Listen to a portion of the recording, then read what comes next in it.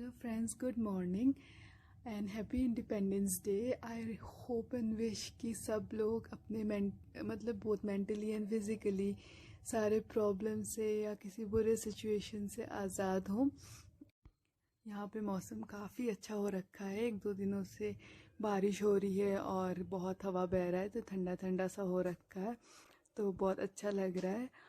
और आज मंडे है तो मेरा फास्ट है और मेरी मम्मी और चाची का भी फास्ट है क्योंकि गणेश चतुर्थी है आज। तो देखते हैं आज क्या क्या रिकॉर्ड कर पाते हैं, क्योंकि इन्हीं सब में बहुत बिजी रहेंगे, लेकिन ज़रूर शेयर करेंगे आपके साथ। तब तक थोड़ा डेंटिस्ट्री पे ज्ञान दे देते हैं। हेलो दोस्तों, हमने last topic routine dental checkup cover किया था, तो आज सोचा कि उससे ही रिलेटेड एक और टॉपिक है।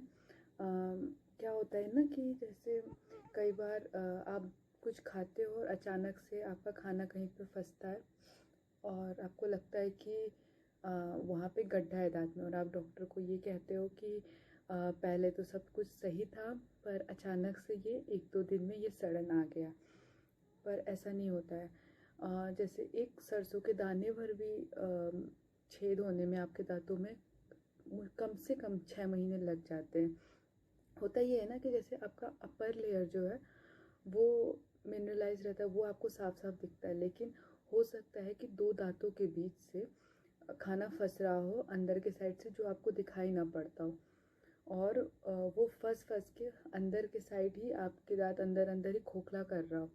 और अब जब बाहरी परत जो है वो पतली हो जाती है, और जिस दिन आपके उस मतलब वहाँ पे जब भी प्रेशर पड़ता है वो टूट जाता है, और तब आपको लगता है कि ये 1-2 दिन के अंदर ही इतना बड़ा सा छेद हो गया है। तो रूटीन डेंटल चेकअप का ये भी फ़ायदा है कि जब आप डॉक्टर के पास जाओगे तब वो इंटरडेंटली बहुत दांतों के मतलब 2 दांतों के बीच में चेक करके, और वो भी बता सकेंगे पहले ही, मतलब आपको पहले सावधान कर देंगे और पहले ही आपकी ट्रीटमेंट कर देंगे। क्योंकि जब ऐसा होता है ना कि 2 दांतों के बीच में फंस के और सड़न होती है, तो ज़्यादातर ये चांसेस रहता है कि आपका जो सड़न है, जब तक आप मतलब 6 महीने बाद या 1 साल बाद हमारे पास जब आ रहे हो, तब तक एकदम नसों के पास पहुंचा हुआ रहता है। तो उस वक्त बस फिलिंग करके बचाना बहुत मुश्किल हो जाता है। ज़्यादातर केसेस फिर आरसीटी के हो जाते हैं, या तो बहुत लोग आरसीटी से डरते हैं तो वो लोग कहते हैं कि दांत निकाल दीजिए। बट ये सब मतलब इतना आसान नहीं है।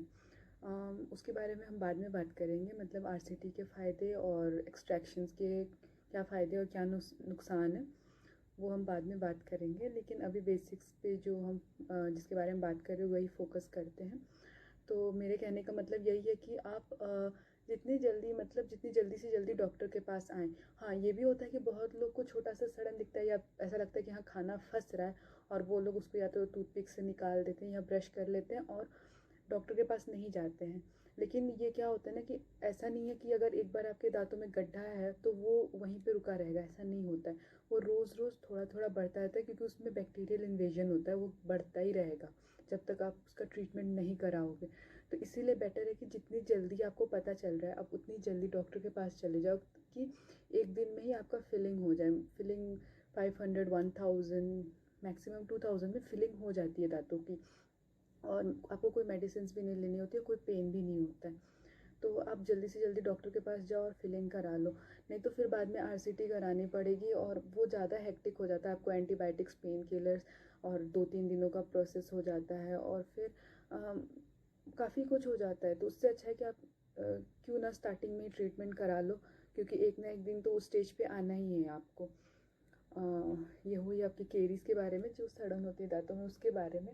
बाकी जो दूसरा प्रॉब्लम होता है ना, जो रूटीन डेंटल चेकअप्स में पता चल जाता है, वो पेरियोडोंटाइटिस, जो आमतौर पे लोग पायरिया बोलते हैं। मुंह से बदबू आना, या दांत गंदे रहते हैं, चप्पड़ की तरह जमा रहता है कुछ दांतों के पास, ये सब जो लोगों को दिखाई देता है उसके बारे में। जैसे कि होता क्या है ना कि जैसे ये हमारे आगे वाले दांत है, ठीक है, जैसे मोस्टली ये नीचे वाले दांतों में देखा जाता है। ये हमारे दांत है और यहाँ तक हमारा मसूड़ा होना चाहिए। तो अंदर के साइड आप लोग देखेंगे कि कुछ सफ़ेद सा जमा रहता है यहाँ पे, और लोग कहते हैं ना कि पायरिया, आप जब डॉक्टर के पास जाओगे तो डॉक्टर बोलेंगे कि आप स्केलिंग करा लीजिए, आपके दांत बहुत गंदे। या तो कुछ लोगों के इस पोर्शन में, जब आप साइड में दो दांतों के बीच में ऐसे देखोगे तो इन पोर्शंस में काले या भूरे रंग के स्टेन रहते हैं, या कुछ सफ़ेद सफ़ेद जमा रहता है, और अंदर के साइड इस पोर्शन में वाइट कलर का जमा हुआ रहता है। पीछे भी दांतों में रहते, ऊपर वालों में होते, लेकिन ज़्यादातर ये नीचे वाले दांतों में दिखाई देते। तो लोगों को ये लगता है कि अगर हम स्केलिंग करा लेंगे तो दांत हिलने लग जाते हैं, लेकिन ऐसा कुछ नहीं होता है। होता क्या है ना कि जैसे आपके दांत ये हैं और ये जड़ जो है और यहाँ तक मसूड़ा है, लेकिन जो कैलकुलस है, जो ये सफ़ेद दिखाई देता है, वो जहाँ तक जमेगा, जहाँ तक वो जमेगा वो वहाँ के मसूड़ों को गला देता है। तो यहाँ तक आपके मसूड़ों को होना चाहिए था, ये आपका रूट पोर्शन है जो मसूड़ों के अंदर कवर्ड था। लेकिन जैसे ये कैलकुलस जमता है, ये उसका जगह लेता है, और जितना ज़्यादा देर करोगे आप, जितना डिले करोगे, उतना ज़्यादा ये नीचे होता जाएगा। तो जो होल्ड यहाँ तक होना चाहिए था आपके दांतों का, वो होल्ड जितना टाइम लगाओगे वो नीचे हो जाएगा। तो ऑब्वियस सा बात है कि अभी तक जो यहाँ पे पकड़ा हुआ था, आपके दांत को अच्छे से होल्ड करके रखा था, यहाँ तक जैसे पकड़ा हुआ है, और उसको जब वो नीचे जाता है, जैसे वो नीचे चला जाता है, तो वो दांत शेक करना ही करना है। इसीलिए कहा जाता है कि स्टार्टिंग में ही आप स्केलिंग करा लीजिए कि ये नौबत ही ना आए। जिस दिन आप स्केलिंग करा लोगे वो वहीं पे, जैसे अगर यहाँ से यहाँ तक पहुँचा है ना, तो वो यहीं पे रुक जाएगा अगर आप सफाई रखोगे। ये ग्रोथ नहीं होता उस मतलब, अगर एक बार स्केलिंग करा लेते हो तो जहाँ तक मांस गला हुआ है उसके ऊपर नहीं बढ़ेगा। उसके लिए कुछ सर्जिकल प्रोसेस होते हैं, अगर कोई कराना चाहे तो करा सकता है, लेकिन नॉर्मली वो बढ़ता नहीं है। लेकिन हाँ, वो वहीं रुक जाएगा, तो आपका मोबिलिटी जो है दांत का वो रुक जाता है। लेकिन अगर आप नहीं कराते हो तो वो एक टाइम के बाद गलते गलते नीचे आ जाता है, और फिर वो नीचे होल्ड करता है, फिर आपका दांत मोबाइल होता है और निकल जाता है। आमतौर पे लोग कहते हैं कि अब तो एज हो गया है, दांत मतलब दांत तो गिरेंगे ही, कि 40s 50s के बाद दांत गिरने लगते हैं, बट ऐसा होना नहीं चाहिए। एक्चुअली ऐसा कुछ होता ही नहीं है कि अगर आप ओल्ड एज के हो रहे हो तो आपका दांत गिर जाएगा। अगर ये ज़्यादातर लोग के साथ इसलिए होता है क्योंकि वो सफाई नहीं कराते हैं। सफाई नहीं कराते तो ऐसे जैसे मैंने प्रोसेस समझाया, वो दांत लूज़ होकर बाद में गिरने लगता है। अगर आप अपना ओरल हाइजीन प्रॉपरली मेंटेन कर रहे हो, अगर आप प्रॉपरली ब्रशिंग कर रहे हो और स्केलिंग करा रहे हो, तो कैलकुलस डेपोजिशंस नहीं है आपके, तो आपके मसूड़े हेल्दी रहेंगे। तो अगर आप 80 प्लस भी होते, 90 भी होते हो, कितने साल जब तक आपकी लाइफ है, आपके दांत वैसे के वैसे ही रहेंगे। आपने देखा भी होगा कि पहले के लोग, जो हमारे ग्रैंड पेरेंट्स होते थे, पहले के लोग, उनके दांत जो होते थे वो मतलब उनके मरने टाइम तक वो 90 प्लस जीते थे, और तब तक भी उनके दांत रहते थे। उसका रीज़न यही था कि वो लोग एक्चुअली फाइब्रस फूड खाते थे, तब प्रोसेस फूड नहीं खाते थे, फाइब्रस खाते थे। तो ऐसा कुछ था ही नहीं जो दांतों में जम जाए। लेकिन आज का जो हमारा टाइम है ना, इस पे हम लोग बहुत प्रोसेस फूड खाते हैं, तो हर चीज़ हमारे दांतों पे भी डिपॉजिट होती है रहती है, और हमारी इम्यूनिटी भी इतना अच्छा नहीं है। इसीलिए हमें ज़्यादा केयर करना पड़ता है, और इसीलिए हमारे दांत बहुत जल्दी ही ख़राब हो जाते हैं। मिनरलाइजेशन भी हमारा दांत का इतना अच्छा नहीं होता है।